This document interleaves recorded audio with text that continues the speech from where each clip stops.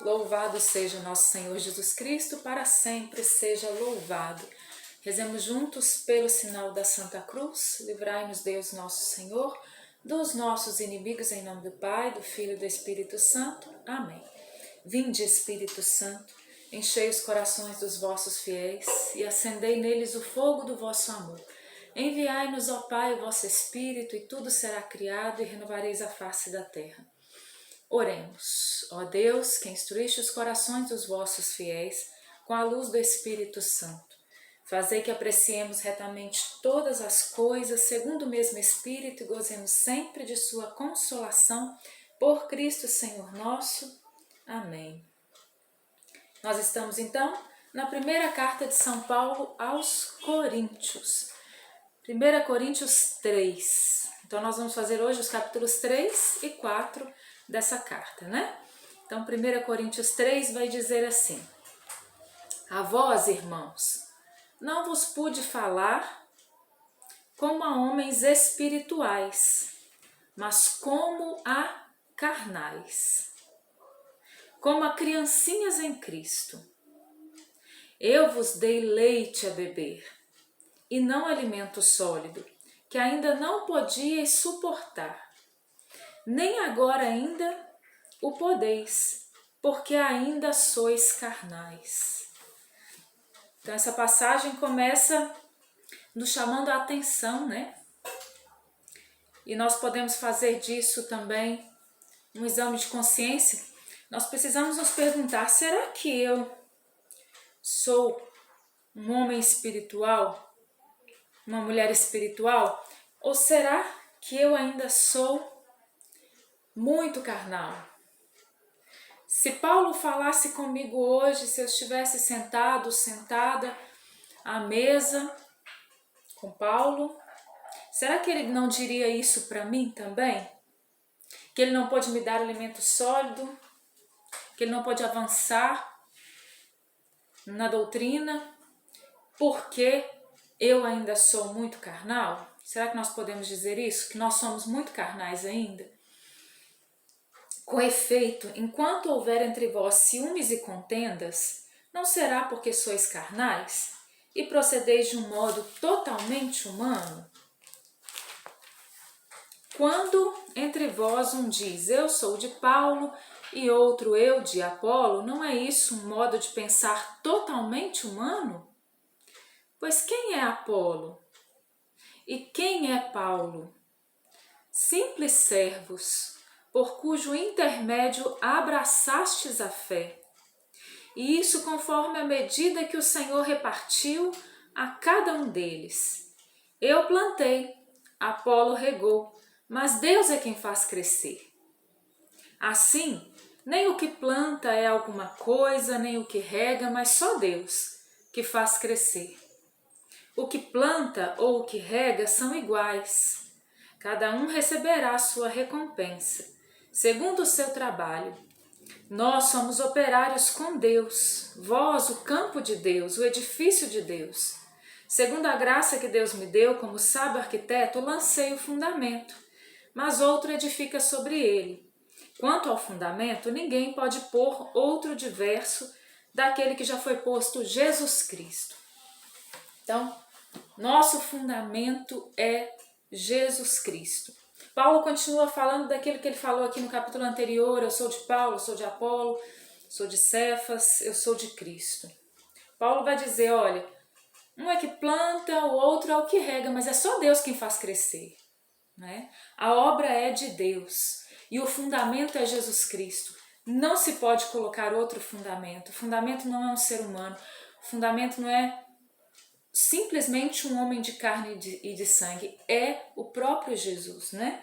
Agora, se alguém edifica sobre esse fundamento com ouro, ou com prata, ou com pedras preciosas, com madeira, ou com feno, ou com palha, a obra de cada um aparecerá. E isso é uma verdade, né? A nossa obra, gente, aquilo que a gente faz vai aparecer, ou aqui, ou no julgamento final, mas vai aparecer, né? O dia do julgamento irá demonstrá-lo, sem dúvida. Se não aparecer aqui, no dia do julgamento vai aparecer, sem dúvida. será descoberto pelo fogo. O fogo provará o que vale o trabalho de cada um. Porque se você lançar o fogo em tudo isso que foi falado aqui acima, o feno, a palha, a madeira, vai queimar, né? Então, o que nós temos construído sobre o fundamento que é Cristo, né? Nós somos cristãos. A nossa vida tem sido construída sobre Ele, né? Com palha, com feno, com madeira, com ouro, com pedras preciosas. Como é que a gente tem construído, né? Se a construção resistir, o construtor receberá a recompensa. Paulo vai dar aqui um exemplo simples assim. Se a construção resistir ao fogo, cada um, você vai receber então a sua recompensa. Se pegar fogo, arcará com os danos. Por quê? Porque vai se destruir, a sua obra vai se destruir. Ele será salvo, porém, passando de alguma forma através do fogo. Não sabeis que sois o templo de Deus e que o Espírito Santo, o Espírito de Deus, habita em vós? Se alguém destruir o templo de Deus, Deus o destruirá. Porque o templo de Deus é sagrado e isso sois vós. Agora Paulo se volta completamente para nós. E aí ele vem voltar o nosso olhar para a nossa pessoa. Nós somos o templo de Deus. Nós somos o templo de Deus. Paulo vai perguntar, vós não sabeis que sois o templo de Deus, que o Espírito Santo habita em vós? Se alguém destruir o templo de Deus, se eu estou destruindo o meu corpo, Deus o destruirá, porque o templo de Deus é sagrado. Então o meu corpo não pertence a mim, ele pertence a Deus. Os meus olhos pertencem a Deus, os meus ouvidos pertencem a Deus. Todo o meu corpo, todo o meu ser pertence a Deus. E o que eu estou fazendo com aquilo que é de Deus, né? Ninguém se engane a si mesmo. Se alguém dentre vós julga sábio se julga sábio a maneira deste mundo, faça-se louco para tornar-se sábio, porque a sabedoria deste mundo é loucura diante de Deus. Pois diz a Escritura, ele apanhará os sábios na sua própria astúcia. E em outro lugar, o Senhor conhece os pensamentos dos sábios e ele sabe que são vãos. Portanto, ninguém ponha a sua glória nos homens. Tudo é vosso. Paulo, Apolo, Cefas, o mundo, a vida, a morte, o presente, o futuro, tudo é vosso. Mas vós sois de Cristo e Cristo é de Deus. Que os homens nos considerem, pois, como simples operários de Cristo. Então Paulo vai dizer para a gente não colocar a nossa confiança, a nossa glória nos homens. No capítulo 4, versículo 1, ele diz que os homens nos considerem, pois, como simples operários de Cristo. Só isso, mais nada. Quanto mais a gente se gloria, talvez é porque mais coisa estragada e podre a gente tem para esconder. Quanto mais a gente quer glória, mais aplauso, talvez é porque a gente tem muita coisa estragada para esconder. Então, que os homens nos considerem como simples operários de Cristo e administradores dos mistérios de Deus. Ora, o que se exige dos administradores é que sejam fiéis. Fidelidade é uma palavra tão depredada, né? Tão depredada. Mas o que se pede de nós, o que se exige dos administradores é que sejam fiéis. A gente precisa ser fiel na administração de todos os bens que Deus nos deu. Todos os bens. Seja o nosso corpo que Deus nos deu, sejam os dons que Deus nos deu, sejam as graças que Deus nos deu, sejam as realidades que nos cercam, as pessoas que Deus nos deu, não é? Tudo aquilo que nós temos, tudo aquilo que nós somos, né? Que nós sejamos administradores fiéis de tudo isso. A mim pouco me dá ser julgado por vós ou por tribunal humano, pois nem eu julgo a mim mesmo. De nada me acusa a consciência, diz Paulo, contudo, nem por isso sou justificado, meu juiz é o Senhor. Por isso não julgueis antes do tempo, esperai que venha o Senhor. Ele porá às claras o que se acha escondido nas trevas. Não julgueis antes do tempo, esperai que venha o Senhor. Ele porá às claras o que se acha escondido nas trevas. Se nós vivemos às claras já nesse mundo, a gente não vai temer o juízo, né? Quem vai temer medo do juízo se já tem a vida às claras? Não tem nada para esconder. Então, quando vier o juízo, não vai ter motivo de temer, né? Não vai ter temor, não vai ter medo de quê? Agora, se tem as coisas escondidas, ocultas, vai tremer. Ele manifestará as intenções do coração. Cada um receberá de Deus o louvor que merece. E muita gente que foi aplaudida aqui nesse mundo não vai receber aplauso não, né? Se apliquei tudo isso a mim e a Apolo, foi por vossa causa, para que no meio de nós aprendais a não ultrapassar o que está escrito, para que não ensoberbeçais, tomando partido a favor de um, com prejuízo a outrem. O que há de superior em ti, que é que possuís que não tenhais recebido? E se o recebeste, por que te glorias, como se não tivesse recebido? Já estáis fartos, já estáis ricos, sem nós sois reis. Praza a Deus que reineis de fato, para que também nós reinemos convosco. Porque, ao que parece, Deus nos tem posto a nós, apóstolos, na última classe dos homens, por assim dizer, sentenciados à morte, visto que fomos entregues em espetáculo ao mundo, aos anjos e aos homens. Nós, estultos por causa de Cristo, e vós, sábios em Cristo. Nós fracos e vós fortes, vós honrados e nós desprezados, até esta hora padecemos fome, sede e nudez.